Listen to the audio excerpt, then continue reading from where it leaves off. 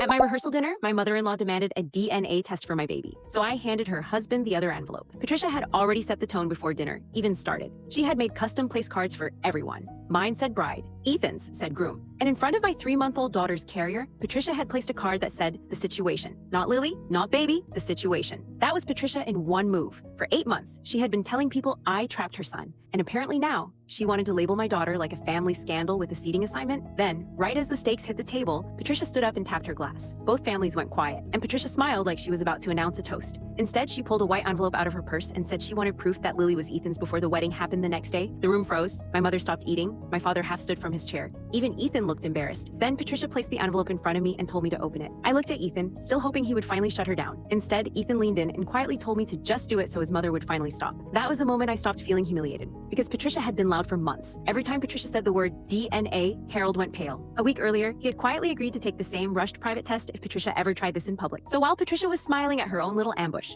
I reached under Lily's carrier, pulled out my own white envelope, and slid it across the table to Harold. Then I told Patricia that if tonight was family paternity night, it would be rude to stop at one result. Patricia's face changed instantly. She asked what was in Harold's envelope. I told her it was Harold's turn. Nobody moved. Patricia gave this weird little laugh and said I was being dramatic. So I told Ethan to open Patricia's envelope first. Ethan opened it, read the paper, and went completely still. Then he read the result out loud. Lily was his daughter with a 99.99% probability. Of course she was. My mother let out the nastiest little laugh I have ever heard. My father leaned back like his shift had ended. Patricia straightened up and said, "Good," like that settled everything. Then I told Harold it was his turn. The whole room went dead quiet again. Harold picked up the envelope I brought, opened it, and read it. Then he said nothing. Ethan reached across the table, took the paper from him, and read that one too. At first, Ethan just looked confused. Then he read it again. Then all the color left his face, because the result said Harold was not Ethan's biological father. Nobody breathed. Patricia stood up so fast her chair slammed backward. Then Patricia said the result was fake. That was the first time Harold looked directly at her all night. Harold told her it was not fake. Then Patricia started crying. Not hurt crying, caught crying. Patricia said she had been young. It happened once, and it meant nothing. Then Harold told her that publicly humiliating the mother of his granddaughter over paternity made it pretty obvious that it had meant something. And finally, after months of acting spineless, Ethan picked a side. Ethan took Patricia's place card off the table, folded it in half, and dropped it next to her purse. Then Ethan told Patricia she was not coming to the wedding tomorrow. Patricia tried to say his name, but Ethan cut her off. Then Ethan told her she did not get to accuse me of lying, while she had been lying to Harold his entire life. Patricia looked around for support, found none, grabbed her purse, and walked out alone. We got married the next day. The only empty chair in the family section was Patricia's. Patricia wanted me to prove who Lily's father was before dessert. By the time the plates were cleared, she was the only mother at that table who couldn't do the same.